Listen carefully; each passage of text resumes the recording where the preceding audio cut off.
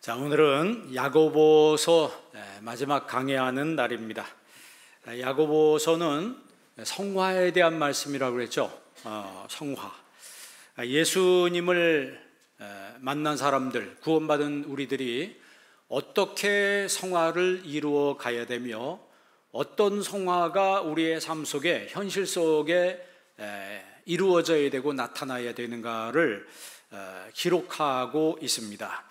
야고보는 혼돈 속에, 그 당시에 혼돈 속에 또 고통 속에 살고 있는 그리스도인들에게 격려하며 그들을 격려하고 그들에게 힘을 주기 위해서 이 편지를 썼습니다. 그래서 1장에는 시험에 대해서 이야기를 하고 있어요. 혼돈과 고통 속에서 살고 있는 그리스도인들, 여러분 잘 믿다가 삶에 어려움이 찾아오면 이게 막 신앙이 헷갈려요. 신앙이 헷갈려요. 제일 먼저 내가 구원 받았나? 하나님 계신가? 뭐 이런 거 가지고 가장 기본적인 것부터 막 흔들리기 시작합니다. 그래서 1장에서 야고보는 그런 혼돈과 고통 속에서도 당신들의 그 신앙이 흔들려서는 안 된다. 그래서 시험이 오면 온전히 기쁘게 여겨라 그랬어요. 그러니까 시험과 시련 속에서도 더 온전하게 기뻐할 수 있는 그 신앙이야말로 더 성숙한, 더 성화된 삶을 요청하는 것이죠. 여러분은 시험과 시련 속에서도 기뻐할 수 있나요? 이거는 굉장히 쉬운 게 아니에요. 어려운 거예요. 그죠? 여러 가지, 포이킬로스라고 그랬어요. 여러 가지란 말은 색깔이라고 그랬어요. 그러니까 시험이 파란색 시험, 빨간색 시험, 노란색 시험, 검은색 시험, 이게 색깔 바꿔가면서 계속 찾아오니까 처음 한번 시험 이겼을 때는 막 용기 충만해서 어떤 시험이 와도 다 이길 것 같고 자신이 생기는데 시험이 그 다음에 찾아오는데 다른 색깔로 와요. 그렇기 때문에 그러니까 여러 가지 시험을 만나거든, 이 말은 페네버, 호탄이라고 해서 헬라어로 해탄인, 호탄인데 영어로 페네버입니다. 시험을 만날 때마다, 그러니까 한 번만 오는 게 아니에요. 계속 시험이 색깔 바꿔가면서 찾아온다고. 그럴 때마다 온전히 기쁘게 여기라 라고 하는 것은 우리에게 더 성화된 모습을 지금 요청하는 것이라는 거죠. 여러분 야고보서 1장 12절에 뭐라 그랬어요? 시험을 참는 자는 복이 있나니 시련을 견뎌낸 사람이 약속하신 생명의 면류관을 얻는다 그랬어요. 그러니까 시련과 시험이 번갈아 우리에게 찾아올 때 그것을 잘 견뎌서 이겨낸 사람이 생명의 면류관을 얻는다. 그리고 그 다음에는 듣기는 속히 하고 말하기는 더디하라. 성내기도 더디하라. 사람의 성내는 것이 하나님의 의를 이루지 못한다. 그래서 여러분 화를 막 갑자기 벌컥벌컥 내고 이런 사람들은 야고보서 말씀을 항상 즐겨 들으시길 바랍니다. 야고보서 말씀을 잘 들으면서 화가 막 여기서 올라오면 그때 이 야고보서 1장 말씀을 잘 들으세요. 성내기도 더디하라. 사람의 성내는 것이 하나님의 의를 이루지 못할지니라. 야고보서 1장 22절에는 그 말씀을 행하는 자가 되고 듣기만 하여 자기 자신을 속이는 자가 되지 말라 그랬어요. 그 말씀을 자꾸 듣기만 많이 했지 행함이 실천이 없는 사람은 자기를 속이는 자라 그랬어요. 그러니까 여러분 설교를 듣는 건요, 사실 어떻게 보면 설교 말씀을, 똑같은 말씀을 매주마다 해야 돼요. 왜? 잘 지켜지지 않으니까. 이거는 설교를 쇼핑하듯이 계속 무슨 세미나 듣듯이 그냥 계속 바꿔서 들으니까 실천은 못하면서 듣기는 많이 들으니까 이게 바리새인이 되는 거예요. 말씀이 어떻고 말씀이 저렇고 이런 얘기한다고. 여러분 빌리그레암 목사님은요 한 말씀만 계속 전했어요. 설교 제목도 똑같고 내용도 똑같아요. 그러니까 그분을 따라다니던 사역자분이 시험 들어가지고 목사님 왜 맨날 똑같은 얘기만 하십니까? 똑같은 설교만 하십니까? 똑같은 본문에. 그랬더니 너가 구원받지 않아서 그렇다. 그 얘기를 한 유명한 말이 있습니다. 그래서 사람들은 하나님의 말씀 선포되는 거 가지고 판단하는 사람들이 있어요. 그러면 그 판단하는 그 사람은 하나님 말씀 다 온전히 지키며 사는가? 자기 자신을 돌아보면 그렇게 못한다는 거죠.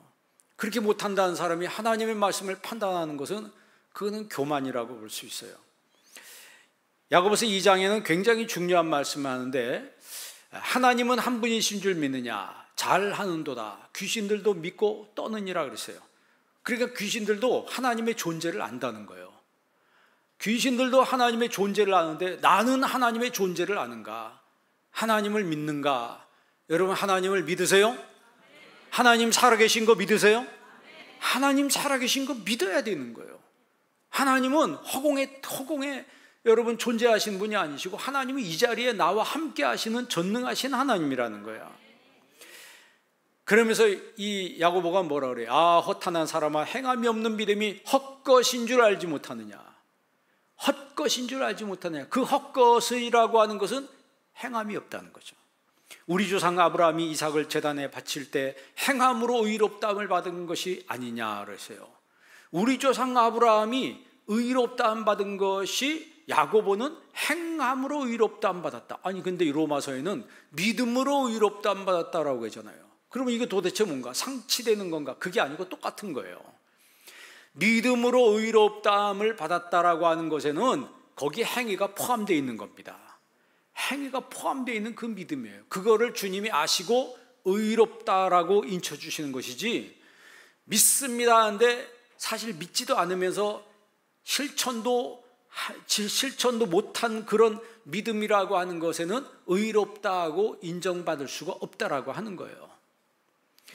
그래서 믿음이 그의 행함과 함께 일하고 행함으로 그의 믿음이 온전하게 되느니라 그랬어요.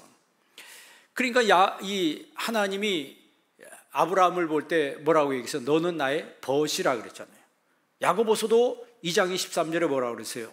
아브라함이 하나님을 믿으니 이것을 그의 의로 여기시고 그는 하나님의 벗이라 칭함을 받았나니, 하나님의 친구라 칭함을 받았다. 하나님이 여러분 나를 가리켜서 너는 나의 벗이다, 너는 나의 친구다, 이렇게 이야기해 주면 얼마나 큰 은혜예요. 그리고 3장에는 혀를 조심하라 그랬어요. 우리가 다 실수가 많은 사람들인데 이 입이 열려져 있기 때문에 혓바닥으로 항상 말을 하면서 우리는 사는 존재입니다. 그런데 말을 할 때 한번 생각해보고 말을 해야 된다는 거죠. 혀를 잘못 사용하면 그 삶을 다 불태워버리게 되는 거예요.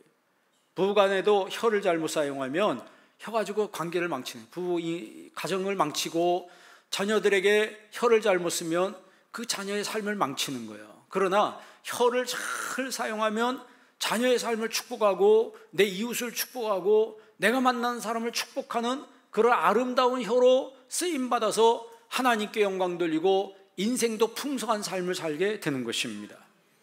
혀에 재갈 물리고 혀를 길들이는 것은, 혀가 길들여지는 것은 그냥 되는 게 아니에요. 거듭난 사람의 성화의 과정입니다. 성화가 시작될 때 제일 먼저 바뀌는 게 뭐냐면 혓바닥입니다. 혓바닥의 언어가 바뀌는 거예요. 굉장히 순화돼서 이 혓바닥으로 상대방을 격려하며 칭찬하며 위로하며 축복하며 사랑의 말을 할 수 있다. 그것도 능력입니다. 여러분, 심령이 망가진 사람은요 절대 좋은 말을 못해요. 마음이 망가진 사람은 축복의 말을 절대 못합니다. 누가 잘 되면 마음이 복받은 사람들은 그 사람을 막 칭찬해주고 축복해주고 격려해줘요. 그런데 이 마음이 그 이너 차일드라고 해요. 내면 아이가 이 잘못되어 있는 사람은 절대 그것을 칭찬을 못 해줍니다. 시기가 먼저 나가지고 정신을 못 차리는 거예요. 잠도 못 자고.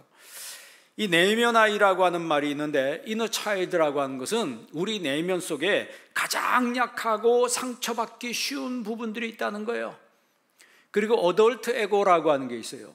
그것은 성인자라고 하는 거죠. 이 성인자라고 하는 것은 논리적인 부분을 담당하는 것으로, 성인자는 목적을, 어떤 분명한 목적을 가지고 행동하고 결정을 내릴 줄 아는 그런 성숙함을 말하는 거예요. 성인자는 하나님의 사랑으로 내면자에게 다가갈 수 있어요. 예수님을 바라봄으로 진정한 안식을 얻도록 도와주는 역할을 하는 것이 우리 안에 있는 성인자예요. 그런데 성인자는 주님이 원하시는 방향으로 가게 하고 주님이 임재하시는 것을 알고 또 주님이 기뻐하시는 쪽으로 살도록 그 나를 자꾸 그쪽으로 인도하는데 우리 안에 있는 이너 차일드, 이 내면 자아가 그걸 방해합니다. 네가 언제부터 그랬어? 너가 언제부터 그랬어? 하지 마. 그리고 누구한테 날 얘기하면 싫어. 여러분 미운 7살이라고 하잖아요. 요즘엔 5살입니까? 아이들 막 클 때 뭐 얘기하면 무조건 싫다고 할 때가 있어요. 그때가 이 자랄 때 그 쉽게 말하면 이너 차일드가 그를 다 점령하고 있을 때예요. 그런데 그것이 어린아이 때만 그런 것이 아니고 나이가 먹어서 성숙하고 성장하고 결혼해서 애까지 낳는데도 아니 이제 할아버지가 돼가는 때도 이너 차일드가 큰 사람들이 있어요. 그러니까 내면의 어린아이가 왕노릇하는 거예요. 내면에서 어린아이가 왕노릇하니까 다 기분 나쁜 거예요. 자기 마음에 안 들게 해주면 막 기분 나쁜 표현을 막 쏟아내는 거예요. 그렇게 자기밖에 몰라요. 이 내면 아이가 성인자를 짓누르는 거예요. 바울이 그런 얘기를 했어요. 그러므로 내가 한 법을 깨달았노니 선을 행하기 원하는 나에게 악이 함께 있는 것이로다 그랬어요. 하나님 중심대로 살기 원하는 내 안에 악이 함께, 내 중심이 강하게 버티고 있어가지고 두 안에서 서로 충돌하고 투쟁을 한다라고 하는 거죠. 그래서 바울이 로마서에 뭐라 그래요? 육신의 소욕, 성령의 소욕 그랬잖아요. 육신의 소욕이 강한 사람이 있고 성령의 소욕이 강한 사람이 있다라고 하는 거예요. 성령의 소욕이 강한 사람은 육신의 소욕을 눌러요. 제압시켜 버립니다. 그러니까 우리 인간은 죄인이기 때문에 나도 모르는 사이에 이 내면 아이, 이 육의 욕구가 확 치솟아 오를 때가 있어요. 그런데 여러분 성령 충만이라고 하잖아요. 충만은 뭐예요? 꽉 찬 거 아니에요. 꽉 차는데 뭐로 꽉 찼어요? 성령으로 꽉 찼어요. 성령으로 꽉 찼으니까 이 내면 아이가 뭉게뭉게 피어 올라오다가도 성령께서 제압해 버린다고. 그러니까 문제가 안 돼요. 그런데 내면 아이가 큰 사람들은요 작은 게 다 문제가 돼요. 5만 가지가 다 문제가 되니까 인생이 피곤하고 힘들어지는 거예요. 이 사람 봐도 힘들고 저 사람 봐도 힘들고. 왜? 내가 그 사람한테 인정받아야 되고 내가 먼저가 돼야 되고 내가 잘나야 되고 내가 첫째가 돼야 되고. 그런데 세상에 나와보는데 내가 첫째가 될 수 있습니까? 나보다 첫째 되고 나보다 잘난 사람이 얼마나 많습니까? 그러니까 속이 뒤집어지고 속이 상하는 거예요. 그러니까 편법을 쓰는 거죠. 편법을 쓰다가 잘못되는 거예요. 4장에서는 다투지 말고 겸손하라고 말씀했어요. 5장 우리가 지난주에는 주님 강림하실 때까지 길이 참으라 그랬어요. 끝까지 인내하라 그랬어요.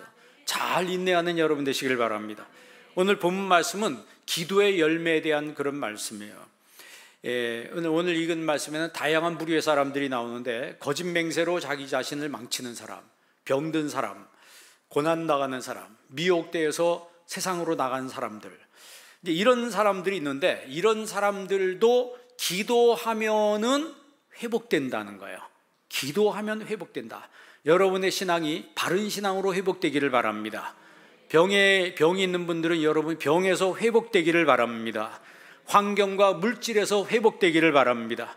빗나갔던 신앙에서 회복돼서 올바른 신앙으로 돌아오시기를 바랍니다. 그게 진짜 신앙이라고. 여러분 12절 한번 읽어볼래요? 다 같이 한번 읽습니다. 내 형제들아 무엇보다도 맹세하지 말지니 하늘로나 땅으로나 아무 다른 것으로도 맹세하지 말고 오직 너희가 그렇다고 생각하는 것은 그렇다 하고 아니라고 생각하는 것은 아니라 하여 정죄 받음을 면하라. 아멘. 본문에서 맹세하지 말라고 했는데 그러면 맹세하면 안 되는 겁니까? 그게 아니에요. 성경은 구약부터 맹세로 넘쳐납니다. 맹세로 충만해요. 본문에서 맹세하지 말라는 것은 자기 이익을 챙기기 위해서 거짓 맹세하지 말라는 거예요. 예를 들어서 내가 누구한테 돈을 빌리려고 하는데 갚을 생각이 없어요. 그런데 상대방한테 어필을 해야 되니까 하나님의 이름을 들먹거리는 거예요. 그래서 하나님의 이름으로 맹세를 하는 거예요. 하나님의 이름으로 맹세하는데 내가 반드시 갚을게. 근데 사실 그거는 신뢰관계가 온전히 형성되지 않았기 때문에 그래요. 신뢰관계가 형성된 사람은 맹세할 필요가 없어요. 야 얼마 빌려줘. 그러면 그냥 싹 빌려준다고. 근데 신뢰관계가 형성되지 않았고 한 번에 예전에 그런 건수가 있어, 안 좋은. 그러면 다시 그걸 해야 되기 때문에 거기다 자기보다 더 큰 분의 이름을 예를 들어서 들먹거리면서 맹세를 해야 된다, 그런 의미예요. 그러니까 예수님도 헛맹세를 하지 말라 그랬어요. 그러니까 자신의 거짓된 모습을 덮기 위해서 맹세하는 거죠. 그런 맹세는 하지 말라는 거예요. 여러분, 레위기서에 이제 그 말씀이 나오는데 19장 12절 한번 읽어보세요. 레위기서 다 같이 한번 읽습니다. 너희는 내 이름으로 거짓 맹세함으로 내 하나님의 이름을 욕되게 하지 말라. 나는 여호와의. 내 이름으로 거짓 맹세해서 하나님의 이름을 욕되게 하지 말라. 그 당시에도 이런 일이 있다는 거죠. 사람들이 하나님의 이름을 들먹거리면서 거짓 맹세한 사람들이 있었다는 거예요. 민수기에서 30장 2절 한번 읽어보겠습니다. 읽습니다. 사람이 여호와께 서원하였거나 결심하고 서약하였으면 깨뜨리지 말고 그의 입. 하나님 앞에 서원하거나 서약했으면 이게 다 맹세입니다. 하나님 앞에. 그러니까 서원한 거 있으면 깨뜨리지 말고 다 이행해야 된다. 여러분, 서원한 거 있어요? 혹시 안 한 거 있습니까? 다 하시기 바랍니다. 아이고, 오늘 잘못 왔네. 내가 옛날에 이거 안 하고 있는데 문 목사님도 오늘따라 또 그런 얘기가, 오늘 그런 말씀이야. 아우, 부담되네. 부담을 가져야 돼요. 그래서 하나님 앞에 한 거는요, 저는 여러분이 했는지 안 했는지 몰라요. 그러나 신앙은 하나님과 나와의 관계이기 때문에 하나님께 약속한 거는 반드시 해야 됩니다. 그래서 제가 늘 얘기했죠. 하나님 앞에 함부로 서원하지 말라고. 함부로 서원하지 말라고. 그리고 서원했으면 반드시 지켜야 된다라고요. 반드시. 그 우리 김선신 권사님은 하나님 앞에 살아계실 때 하나님 앞에 드리겠다고 서원을 했어요. 그리고 돌아가셨어요. 그래서 뭐 돌아가셨으니 어떻게? 우리도 다 잊고 있었는데 그 따님 권사님이 유품을 정리하다가 그 권사님이 그걸 써놓은 거예요. 내가 죽으면 내가 사는 이 아파트는 교회에 드려라. 하나님께 바친 거. 나 서원한 거라고 그 얘기를 하니까 이 권사님이, 그 남편분이 의사분이에요. 둘이 고민하다가 교회로 연락이 왔어요. 그 아파트를 드리겠다고. 그래서 드렸어요. 그거는 하나님 앞에 서원을 지킨 거죠. 서원을 지킨 거예요. 자, 전도서 5장 4절도 한번 읽어볼래요? 전도서 5장 4절 다 같이 읽습니다. 내가 하나님께 서원하였거든 갚기를 더디게 하지 말라. 하나님은 우매한 자들을 기뻐하지 아니하시나니 서원한 것을 갚으라. 아멘. 그러니까 서원했거든 하나님 반드시 갚으라는 거예요. 더디하지 말고. 그러니까 우리가 맹세하거나 서원했으면 바로바로 해야지. 이게 전부 인터벌이 지나다 보면 나중에 보면 나도 모르고 그냥 잊어버리고 살 때가 있다고. 여러분, 하나님께서 우리에게 말씀할 때 맹세하지 말라가 아니고 거짓 맹세하지 말라는 거예요. 그리고 하나님 앞에 맹세한 것은 반드시 지켜야 된다. 그리고 하나님도 맹세했어요. 성경에 신약 히브리서 6장 13절 보세요. 히브리서 6장 13절 다 같이 읽습니다. 하나님이 아브라함에게 약속하실 때 자기를 가리켜 맹세하여. 그러니까 하나님도 뭐 했다? 맹세했다는 거예요. 그럼 어떤 맹세를 했나요? 14절 다 같이 읽습니다. 이르시되 내가 반드시 너에게 복주고 복주며 너를 번성하게 하고 번성하게 하리라 하셨더니. 아멘. 하나님이 맹세한 내용이 뭐냐면 내가 반드시 너를 복주고 복준다 그러고, 그리고 너를 번성하게 한다는 거예요. 그러니까 여러분 잘 돼야 되는 거는 성경적인 거예요. 여러분 잘 되는 건 성경적인 거예요. 왜? 하나님이 복주고 복준다라고 맹세를 했잖아요. 너를 번성하게 하신다라고 맹세했잖아요. 그러니까 하나님 말씀대로 살 때 하나님이 형통하게 하시는 거, 축복받는 거는 성경적인 거예요. 유튜브에 보면요, 어떤 사람은 뭐 세상에 물질만 추구하고 뭐 이렇게 잘 되는 거를 부정적으로 자꾸 얘기하고 오직 하나님 영광만 위해서 살아야 된다, 이렇게만 이야기하시는 분이 있는데 그거는요, 성경을 다 얘기하는 게 아니에요. 일부만 얘기한 거예요. 일부만 얘기해요. 성경은 분명히 우리가 주님을, 하나님을 믿을 때 형통하고 건강의 복을 받는 것은 성경적이라고 말씀을 했어요. 단 무엇이 우선되어야 됐냐? 하나님의 영광이 우선되어야 된다는 거죠. 그래서 제가 늘 얘기하지만 하나님을 하나님답게 믿는 사람들에게 하나님이 복을 주시는 것은 성경적이라고 하는 거예요. 내가 복을 받기 위해서만 믿으면 그거는요 기복신앙이에요. 내가 잘 되기 위해서만 하나님을 믿고 교회에 나온다면 그건 기복신앙입니다. 하나님이 없는 거예요. 그러나 하나님을 먼저 우선으로 하고 하나님 영광 위해서 솔리 데오 글로리아, 오직 하나님의 영광을 위하여 라고 하는 삶의 슬로건이 명확하게 정해진 사람들에게 하나님이 물질의 복을 주시고 형통의 복을 주시는 것은 성경적이라고 하는 거예요. 그래서 여러분 잘 되시기 바랍니다. 우리는 하나님 앞에 기도하는 것 자체가 맹세인 것을 잊지 말아야 돼요. 여러분 기도란 말을 프로슈케라고 그래요. 동사로는 이제 프로슈코마이라고 그래요. 이제 프로슈케란 말은 프로스와 유케가 합해진 합성어예요. 프로스란 말은 영어로 toward란 말이고 유케는 swear, 맹세한다는 뜻이에요. 그러니까 원한다, 소망한다 이런 뜻도 있지만 맹세한, swear라고 하는 맹세한다는 뜻이 있어요. 그러니까 향하여 맹세한다는 거예요. 그러니까 프로슈케라고 하는 이 기도라고 하는 뜻은 하나님과 나와의 관계를 말하는 거예요. 하나님과 나와의 관계. 그런데 그 기도 중에 데시스란 말이 있어요. 제가 예전에 설교할 때 그 기도란 원어를 한 7가지로 제가 설명을 해드린 적이 있는데 지금 한 요 3가지만 얘기할게요. 데시스란 말은 내 필요, 내 요구, 내 소원을 주님께 아뢰는 거를 말해요. 그러니까 데시스란 말이에요. 그러니까 내가 필요하다. 그러니까 누가복음 5장 12절에 예수님께서 나병 환자를 만나는데 그 나병 환자가 예수님 앞에 엎드려 구하여 이르되, 구하여, 예수님 앞에 구하여, 그게 데시스예요. 뭐라고 기도했냐면 주여 원하시면 나를 깨끗게 하실 수 있나이다. 주님 원하시면 저를 깨끗게 하실 수 있나이다. 저는 옛날에 병 들었을 때요, 중병 걸렸을 때 이 기도를 주님 앞에, 이 성경 보고 이 기도를 했어요. 주여 주님이 원하시면 저를 깨끗게 하실 수 있나이다. 그 말을 듣고 주님 뭐라 그래요? 내가 원하노니 깨끗함을 받으라 그랬어요. 그 당시 불치병인 나병이 깨끗하게 나버리는 거예요. 한나가 기도했습니다. 한나가 기도했더니 그 기도의 열매가 맺혀졌어요. 그 기도의 열매가 뭐예요? 사무엘입니다. 그 사무엘이 민족 지도자가 되는 거예요. 그러니까 여러분, 내 필요를 구하고 내 요구를 하나님 앞에, 하나님 주님 앞에 아뢰는 것은 절대 비성경적인 게 아니에요. 하나님과의 관계를 위해서 기도하고 그 다음에 내 필요와 내 소원을 위해서도 하나님 앞에 기도해야 된다는 거예요.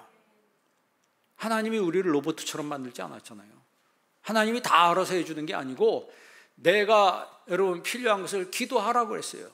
그래서 다니엘서에 뭐라고 그랬어요? 그래도 구하여야 할지라 그랬어요.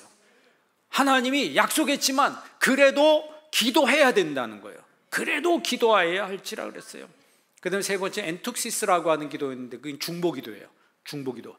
여러분 병자를 위해서 기도하고 어려움 당하는 사람을 위해서 기도하고 구역 시간에 구역 예배 끝나고 여러분 그 말씀을 구역 예배 때 이렇게 서로 쉐어 나누잖아요. 오늘 내가 무슨 말씀에 은혜 받았습니다. 그리고 돌아가면서 다 하고 끝난 다음에 기도 제목을 이야기해요. 그러면 기도 제목 가지고 합심해서 기도하는 거예요. 그 집의 자녀를 위해서 기도하고 그 집의 사업을 위해서 기도하고 직장을 위해서 기도해주고 병 걸렸으면 그 병 걸린 거 위해서 빨리 낫도록 기도해 주시고 내 삶의 필요를 하나님 앞에 기도하는 것은 그 성경적인 것이라는 거예요. 여러분 기도의 열매를 믿는 신앙인은요 고난의 때에 더 기도하고 찬송하게 돼 있는 거예요. 여러분 13절 한번 읽어보래요. 13절 다 같이 있습니다. 너희 중에 고난당하는 자가 있느냐 그는 기도할 것이요 즐거워한 자가 있느냐 너희 중에 고난당하는 자가 있느냐 그는 기도할 것이라고 했어요. 여러분 힘들고 어려울 때 하나님 앞에 말하시기 바랍니다. 하나님 앞에 입을 열어야 된다는 거예요. 입을 열어야 된다. 그러면 고난이 축복의 기회가 되는 거예요. 열왕기하 4장에 엘리사의 제자들이 많은데 그 엘리사의 제자 중에 한 명이 죽었어요. 그런데 그 결혼한 제자인데 그에게 아들 둘이 있는데 그 죽은 미망인이 와서 엘리사에게 지금 내 남편이 죽었는데 빚쟁이들이 와가지고 내 두 아들을 데려가려고 합니다. 이 두 아들을, 빛 대신 두 아들을 데려가서 종으로 삼겠다고 합니다. 살려주세요. 막 호소하는 거예요. 호소하는, 고난 중에 하나님 앞에 막 매달리는 거예요. 그랬더니 엘리사가 그 얘기를 듣고 지금 집에 있는 게 뭐가 있냐 그랬더니 기름 한 그릇밖에 없다는, 기름 한 그릇이 있습니다. 그러더니 엘리사가 동네 곳곳에 다니면서 그릇을 많이 빌려오라고 그랬어요. 최대한 많이 빌려오라고 그랬어요.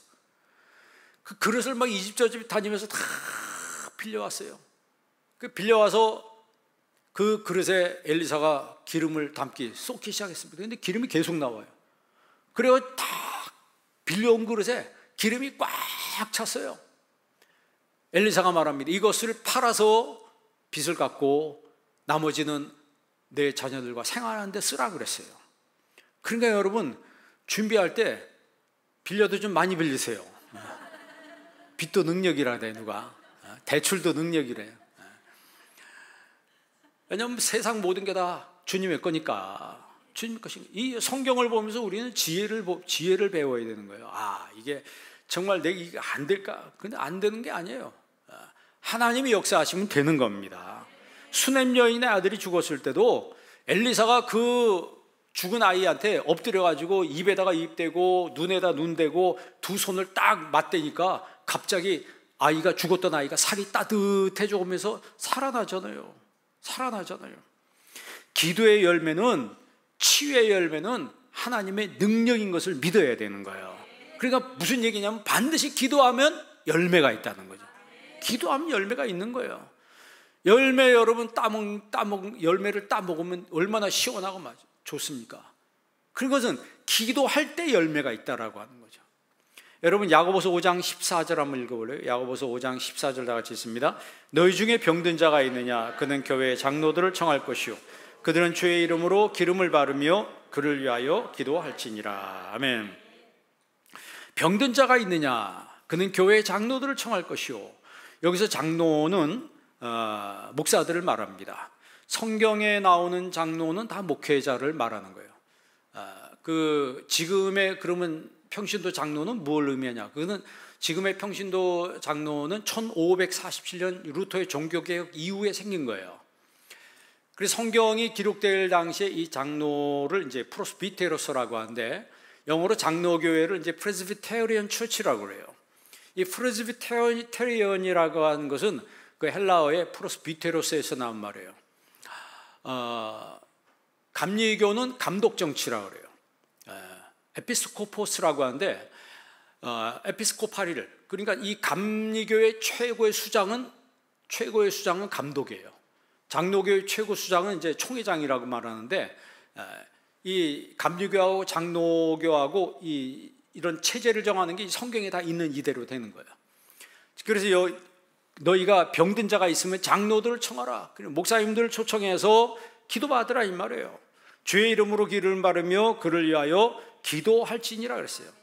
기름을 바르라고 하는 것은 그 당시에 기름은 식용으로도 쓰이지만 약용으로도 쓰였다라고 하는 거예요. 약용으로도. 자, 빌립보서 4장 16절 한번 읽어볼래요? 빌립보서 4장 6절 다 같이 있습니다. 아무것도 염려하지 말고 오직 기도와 간구로 너희 구할 것을 감사함으로 하나님께 아뢰라. 아멘. 아무것도 염려하지 말고. 여러분, 염려하지 마시기 바랍니다. 자꾸 염려하면 병이 돼요. 염려하면 병이 됩니다. 그렇기 때문에 염려가 생기면, 스트레스가 생기면 그 병이 되거든요. 그러니까 염려가 생기면 빨리 주님 앞에 나와서 던져버려요. 염려를 주님 앞에 다 던져버려요. 그리고 우리는 평안을 누리며 살라는 것이 하나님의 뜻입니다. 그러면 기도와 간구라고 그랬는데, 여기서 기도가 프로슈케, 아까 처음 얘기한 주님과 나와의 관계를 위해서 기도하는 것, 그게 바로 프로슈케입니다. 두 번째 간구, 이게 데시스예요. 내 필요, 내 소원을 하나님 앞에 말하는 거, 내 사정을 하나님 앞에 말하는 거. 그러니까 쉽게 말하면 소원 빌기란 말이죠. 데시스는 소원 빌기예요. 하나님 앞에 이 소원을 빌어라. 너희 구할 것을 감사함으로 하나님께 아뢰라. 그러니까 여러분, 우리는 항상 기도할 때 이루어 주실 줄 믿고 감사합니다. 이루어 주실 줄 믿고 감사합니다. 하나님, 그 일이 될 줄 믿고 감사합니다. 한번 따라해봅시다. 그 일이 될 줄 믿고 감사합니다. 먼저 선감사를 하는 거예요. 미리 이루어질 줄, 하나님 치료해 주실 줄 믿고 감사합니다. 내 병 낫게 해주실 줄 믿고 감사합니다. 선감사할 때 하나님이 빨리 고쳐주시는 거예요. 감사가 없고 그런 사람은요, 그냥 병 짊어지고 지다가 힘들게 사는 거예요. 기도의 열매를 원한다면 우리가 육회 기도를 해야 되는데, 이게 바로 15절에 있어요. 15절 다 같이 했습니다. 믿음의 기도는 병든 자를 구원하리니 주께서 그를 일으키시리라.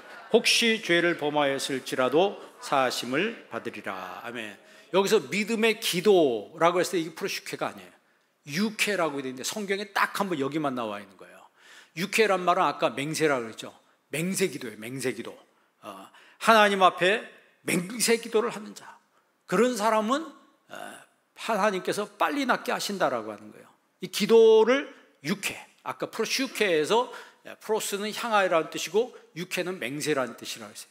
그러니까 맹세하는 그런 기도, 맹세 기도를 하는 사람들, 야곱은 집을 떠날 때 하나님 앞에 맹세 기도하죠. 하나님, 내가 집을 나가고 있는데, 형의 미움을 뒤로하고 내가 집을 나가고 있는데 순적하게 돌아오게 하시면 내 하나님 앞에 11조를 드리겠습니다. 이게 맹세예요. 그래서 그 자기의 맹세대로 야곱은 다 지킵니다.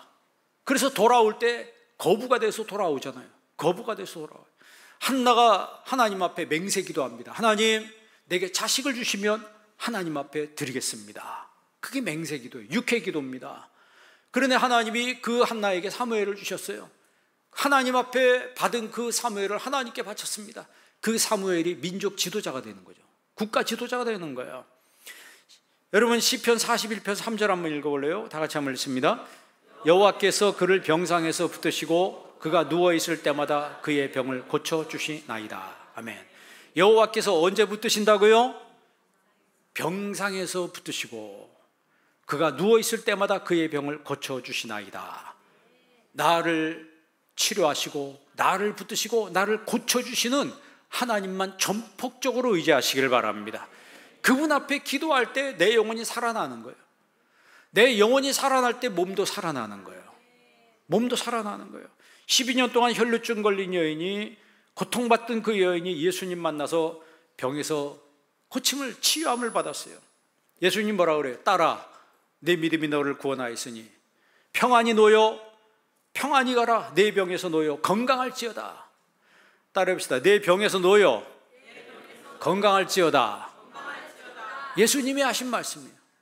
예수님께서 12년 동안 혈루증 걸린 그 여인을 고쳐주시면서 딸아, 평안히 가라. 내 병에서 놓여 건강할지어다 그랬어요. 아까 나병 환자가 뭐라 그랬어요? 주여 원하시면 저를 깨끗하게 하실 수 있나이다. 주님이 원하시면 저를 깨끗하게 하실 수 있나이다. 하나님의 뜻은 건강하게 사는 거예요. 여러분, 출애굽기 23장 25절 한번 읽어볼래요? 다 같이 한번 읽습니다. 내 하나님 여호와를 섬기라. 그리하면 여호와가 너희 양식과 물에 복을 내리고 너희 중에서 병을 제하리니. 아멘. 하나님을 믿는 게 얼마나 축복된 삶인지 지금 이 출애굽기가 보여주는 거예요. 하나님을 섬기라. 이게 섬긴다는 말 아바드라고 그래요. 아바드. 예배 드린다는 뜻이에요. 하나님을 예배해라. 그리하면 너의 양식과 물에 복을 내리고. 내 삶에 양식과 물에 복을 내린다는 말은 뭐예요? 내가 하는 모든 일에 하나님 복을 내리신다는 거예요. 그리고 너희 중에서 병을 제하리니. 여러분, 병 걸리지 않고 여러분 여기 와서 예배 드리는 거 감사하시기 바랍니다. 병 걸리면 교회 오고 싶어도 못 와요. 병원에 누워 있어야지. 그리고요, 여러분 사고 없이 와서 이렇게 예배 드리는 거 감사해야 합니다. 우리 사람은요, 어디서 무슨 일 당하는지 몰라요. 갑자기 여러분 교통사고 나서 돌아가신 분도 있고요, 갑자기 길 가다가 쓰러지는 사람이 있고요, 멀쩡히 길을 가다가 갑자기 가슴 부여잡고 쓰러진 사람이 있어요. 그거 빨리 병원으로 옮기지 않으면요 그냥 길에서 죽는 거예요. 그런 사람들이 우리가 잘 모르지만 뉴스에 나오지 않는 그런 사건들이 굉장히 많습니다. 여러분, 이렇게 멀쩡하게 우리가 주님 앞에 와서 예배드린 거 감사해야 되는 거예요. 감사해야 되는 거예요. 그러니까 여러분, 예수님의 이름으로 건강하시기 바랍니다. 건강해야 되는 거예요. 건강의 복을 받으시고, 그리고 여러분 형통과 물질의 복도 받으시기를 바랍니다. 16절 한번 읽어볼래요? 16절 나같이 있습니다. 그러므로 너희 죄를 서로 고백하며 병낫기를 위하여 서로 기도하라. 의인의 간구는 역사하는 힘이 큼이니라. 아멘. 여기서 너희 죄를 서로 고백하라고 했는데 이게 조심해야 돼요. 이 말 잘 들어야 됩니다. 여러분, 너희 죄를 고백하라고 했는데 내가 어저께 무슨 죄를 졌어, 내가 누구 걸 훔쳤다 이 말이야. 그럼 오늘 구역 예배 드리는데 나 사실 어저께 누구 뭐 훔쳤다고 그러면요 싹 퍼집니다. 그러면 순식간에 도둑놈 되는 거예요. 이 우리 혓바닥은요, 이 임금님귀는 무슨 귀라고요? 그래서 혀가 간질간질해서 견딜 수가 없어요. 지금 여기서 너의 죄를 서로 고백하라고 한 거는 내 죄, 과거의 내 죄와 수치스러운 부끄러움, 이것을 완전히 극복했을 때 얘기하는 거예요. 이건 뭐 예를 들면 옛날에 고주망탱이였어. 술 말로 먹고 이런 사람들은요 막 자기가 옛날에 이랬다고 막 자랑하잖아요, 그죠? 그런 건 다 동네방네 퍼져도 괜찮아. 지금 안 하니까. 그런데 내가 지금 하고 있는 남 숨기고 부끄러운 그런 죄가 있는데 그런 죄를 이야기하면 안 되는 거예요. 그런 죄는 하나님께 개인적으로 혼자만 얘기하세요. 아무한테, 저한테도 얘기하지 마시고. 저도 간질간질해서 그런 죄는 하나님께만 얘기하고 하나님께 은혜를 나를 불쌍히 여겨달라고 하나님께 해서 이게 시간이 지나면 치유가 돼. 그리고 내가 그런 걸 안 하게 돼. 고침받았어. 이게 죄에서 자유함을 얻었어. 그때는 얘기해도 괜찮아요. 그러면 그 사람 말이 옛날에 이랬을 때 그래도 괜찮아. 왜? 내가 치유됐으니까. 그런 말이 돌아도 괜찮다 이 말이에요. 그런 의미에서 너희 죄를 서로 고하라는 얘기지. 여기 지금 뭐 자기 자신의 내면의 상처가 아직 치유도 안 됐는데 막 갖다 다 동네방네 떠벌리고 다니면 이게 나중에 문제가 된다고. 그러나 이제 여러분이 만약에 정말 믿을 만한 사람이다, 그거는 각오하고 얘기하면 괜찮아요. 또 퍼져나갈 거 각오하고. 그건 책임은 누가 져야 돼요? 내가 져야지. 오로지 내가 져야 된다.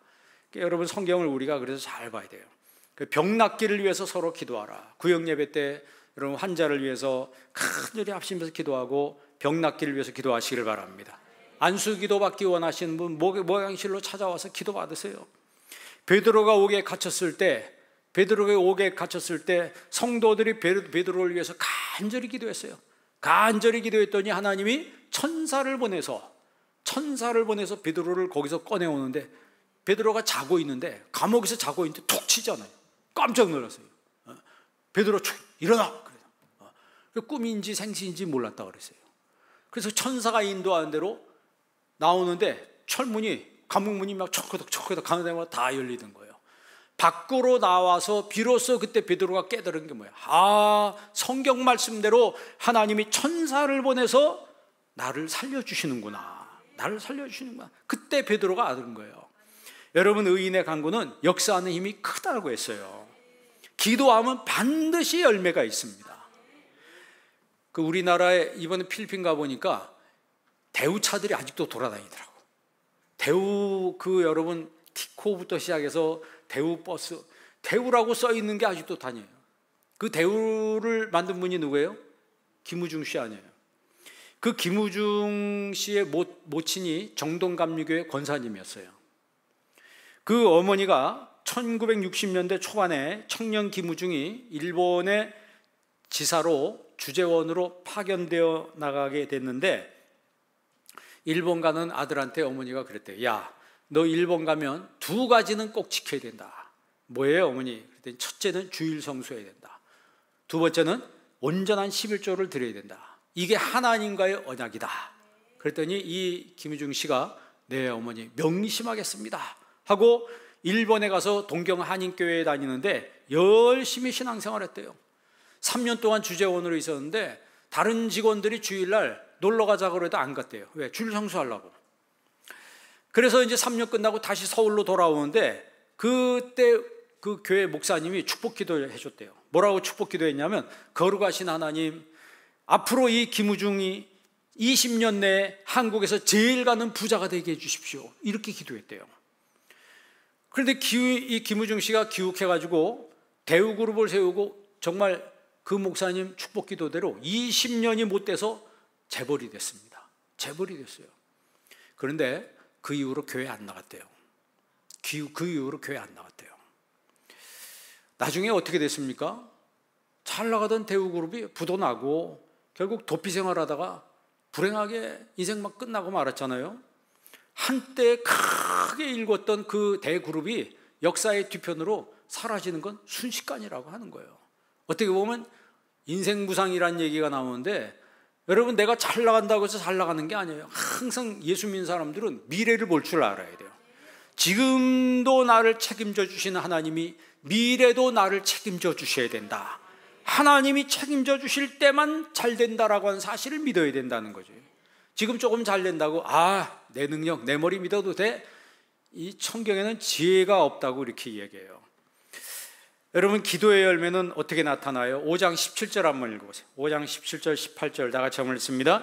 엘리야는 우리와 성정이 같은 사람이로되 그가 비가 오지 않기를 간절히 기도한즉 3년 6개월 동안 비가 오지 아니하고 다시 기도하니 하늘이 비를 주고 땅이 열매를 맺었느니라. 아멘. 지금 여러분, 우리 엘리야 하면 뭘 생각합니까? 하늘에서 불을 내린 사람. 그런데 그 불을 내려서 바알과 아세라 선지자 850명과의 싸움에서 이기고 승리했어요. 그리고 난 다음에 하나님 앞에 3년 6개월 동안 비가 오지 않았기 때문에 하나님 앞에 주님 비를 내려달라고 기도했더니 비가 쏟아지는 거예요. 처음에 기도해도 아무런 징조가 없더니 7번 기도했더니 작은 조각구름 하나가 나타나는 거예요. 그 작은 조각구름 하나가 큰 구름을 몰고 와서 비가 막 쏟아지는 거죠. 그러니까 엘리야가 기도했을 때 비가 오지 않고 다시 기도하니까 비가 왔다는 거예요. 성경이 지금 여기서 말하는 게 뭐예요? 엘리야와 우리가 똑같은 사람이라는 거예요. 엘리야와 우리가 똑같은 사람이다. 그 말은 엘리야가 기도한 것처럼 지금 기도하는 우리의 기도를 주님이 들어주신다는 거예요. 그래서 여러분, 기도할 때마다 열매가 있고 풍성한 열매로 하나님께 영광 돌리길 주의 이름으로 축원합니다. 기도하겠습니다. 살아계신 아버지 하나님, 감사합니다. 이 시간에 저희들에게 말씀을 주셨습니다. 기도하지 않았던 심령이 이제는 기도하게 도와 주옵시고, 하나님 앞에 말을 끊었던 사람들이 이제는 하나님 앞에 말을 트는 사람이 되게 하여 주옵시고, 기도할 때마다 열매가 맺히게 하여 주옵시며 풍성한 열매가 맺혀지는 은혜가 있게 하여 주옵소서. 그리하여 그 열매로 하나님께 영광 돌리며 내가 믿는 하나님을 자랑하며 사는 주님의 제자들이 되게 하여 주옵소서. 예수님의 이름으로 기도합니다. 아멘.